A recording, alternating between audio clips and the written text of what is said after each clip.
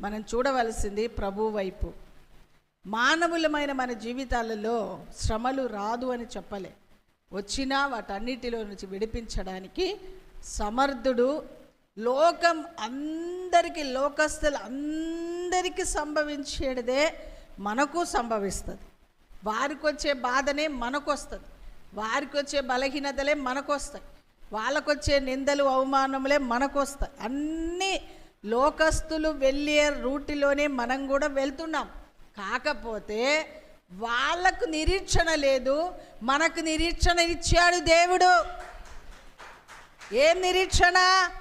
మనల్ని విడిపించడానికి ఒక దేవుడు, ఒక రక్షకుడు, ఒక కృపామయుడైన దేవుడు, సత్యవంతుడైన దేవుడు, న్యాయవంతుడైన దేవుడు మనకున్నాడు అని గొప్ప నిరీక్షణ దేవుడు మనకిచ్చాడు. కాబట్టి లోకస్తులందరూ